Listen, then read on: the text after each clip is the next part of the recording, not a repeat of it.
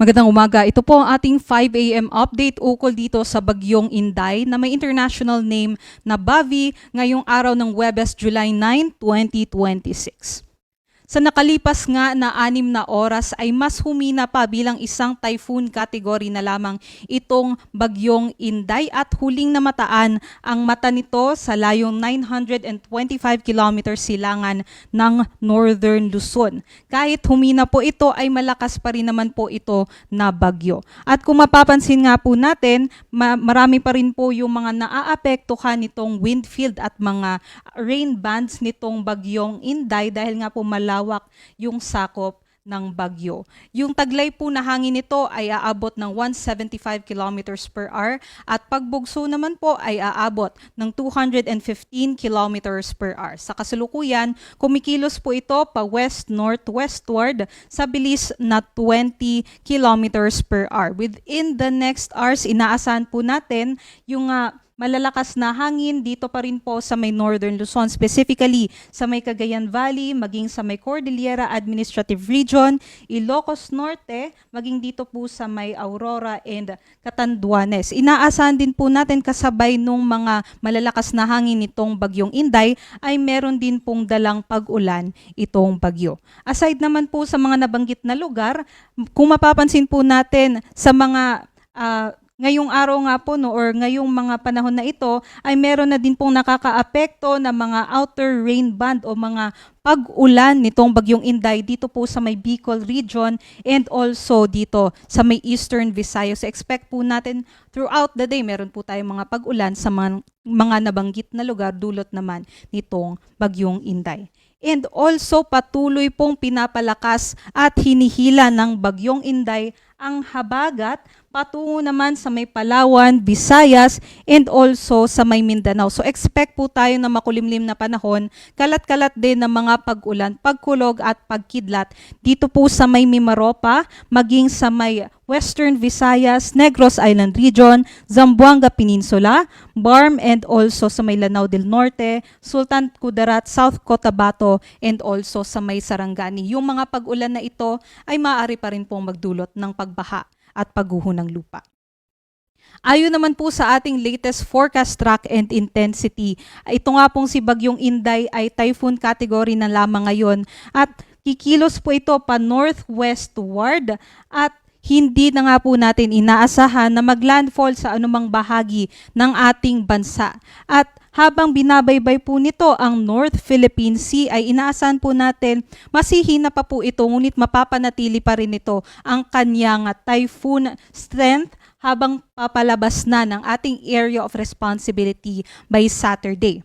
Pinaka-close approach po nito sa extreme northern Luzon ay by Friday evening or Saturday morning. At nakikita natin, maaari po itong mag-close approach o maaari din pong mag-landfall dito po sa may northern part ng Taiwan by Saturday. And then by Sunday ay mas hihina bilang isang severe tropical storm habang naglandfall na po ito sa eastern coast ng mainland China. Ngunit yun nga po, hindi lamang po ito or kung mapapansin nga po natin, malawak nga po yung apektado ng wind field nitong bagyong Inday.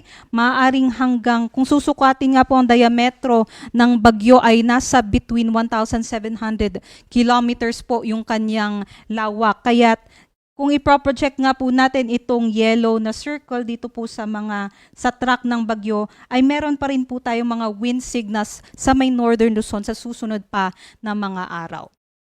Ito naman po yung mga probinsya na may nakataas na wind signal number 1 o yung makakaranas ng mga malalakas na bugso ng hangin nitong bagyong Inday, yung mga nasa color blue sa may Batanes, Cagayan, maging sa may Babuyan Islands, Isabela, northeastern portion ng Quirino, Apayao, northern portion ng Abra, maging sa may eastern portions ng Mountain Province and Ifugao, Ilocos Norte, northern portion ng Aurora, maging sa may northern and central portions ng Catanduanes. 39 to 61 kilometers per hour po na mga bugso ng hangin ang inaasahan natin sa mga probinsyang ito. Ngunit kahit wala po tayong wind signal sa ibang bahagi naman po ng Pilipinas, maaari pa rin po tayong makaranas ng mga pabugso-bugsong hangin dulot naman po ng habagat.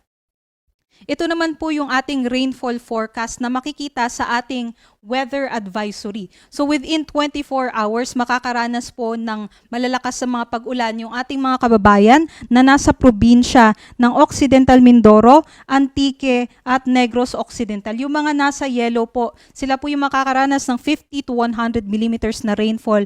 At kung ihalin tulad po natin ito sa balde ng tubig, within 1 square meter, maaaring makaranas ng 4 hanggang 8 balde ng tubig na ibinuhos po sa 1 square meter area yung ating mga kababayan dyan. So itong mga pag-ulan na ito ay maaari pong magdulot ng mga localized flooding. So kung nandun po tayo sa mga areas na bahain, mga low-lying areas and also malapit sa mga ilog, ay sana po ay maghanda po yung ating mga kababayan. But aside po dito sa mga probinsya na maaaring makaranas ng 50 to 100 millimeters of rainfall, may kalat-kalat pa rin po tayo ng mga pag-ulan. Dun nga po sa mga nabanggit natin na lugar sa may Cagayan Valley, Cordilleras, Bicol Region, Eastern Visayas, and Ilocos Norte, dulot ng bagyong Inday, at maging sa may Mimaropa at sa western sections ng Visayas and Mindanao, dulot ng habagat. Pagsapit naman po bukas ay mas lalakas po yung ating mga pag-ulan dulot ng habagat. Dahil nga po, habang binabaybay nito ang habang binabaybay po ng bagyo ang North Philippine Sea, ay hihilahin po ng bagyong Inday yung habagat patungo dito sa may Palawan and sa may Visayas and Mindanao area. So mas lalakas po yung ating mga pag-ulan bukas, especially po sa mga probinsya na nasa orange. Ito pong Occidental Mindoro at Antique ay makakaranas ng 100 to 200 millimeters of rainfall na maaari po nating halintulad sa 8 hanggang 16 na timba ng tubig na ibinuhos sa 1 square meter area within 24 hours. Yung mga nasa orange ay posibleng makaranas ng mga malawakang pagbaha and posible din yung mga pagguho ng lupa. So habang ngayon ay maghanda po yung ating mga kababayan, kung kailangan po natin ng evacuation measures ay mag-contact na po tayo sa ating local government units. 50 to 100 millimeters naman na rainfall yung inaasahan dito po sa mga kababayan natin sa Zamboanga del Sur, Lanao del Norte, Lanao del Sur, maging sa may Negros Oriental, Negros Occidental, Guimaras, Iloilo, Palawan, Bataan at sa may Zambales. Kung mapapansin nga po natin, mas tataas na po yung orientation ng southwest monsoon sa susunod na mga araw. Aside po dyan, yung ating bagyo po ay makaka-apekto pa rin po sa may Batanes. So expect natin yung mga pabugso-bugsong hangin at malalakas na mga pag-ulan sa may Batanes bukas. Other parts naman po ng ating bansa, especially sa nalalabing bahagi ng Luzon, Visayas, and parts ng Zamboanga Peninsula, may kalat-kalat pa rin po tayo ng mga pag-ulan. By Saturday ay mas malakas naman po yung mga pag-ulan dito pa rin sa Occidental Mindoro at Antique, 100 to 200 millimeters of rainfall po yan. At mas marami na po mga probinsya sa Luzon ang makakaranas ng mga matitinding pag-ulan din. Kabilang na po dyan ang Metro Manila. So kung mapapansin po natin, from north hanggang sa northern part ng Luzon hanggang sa Visayas, apektado po ng habagat dahil pinapalakas nga po ito ng bagyo. So 50 to 100 millimeters of rainfall po yung inaasahan natin sa La Union, Pangasinan, Zambales, Bataan, Pampanga, Bulacan, Metro Manila, Rizal, Cavite, Batangas, Oriental Mindoro, Romblon, maging sa nalalabing bahagi ng Western Visayas, Negros Occidental at sa Negros Oriental. So yung critical po talaga no na malaman ng ating mga kababayan na kahit hindi mag-landfall yung ating bagyo sa anong bahagi ng ating bansa, palalakasin pa rin nito ang ating habagat at yun ang magdudulot ng mga pag-ulan sa ating bansa. Other parts naman po ng Luzon and Visayas, meron din po tayong mga kalat-kalat na mga pag-ulan, although hindi gaano kalakas compared dito sa mga probinsya na may color yellow and orange. At kahit wala po tayo sa wind signals from ngayong araw hanggang sa Sabado, ay meron po tayong mga pabugso-bugsong hangin sa halos buong bansa dulot po ng habagat.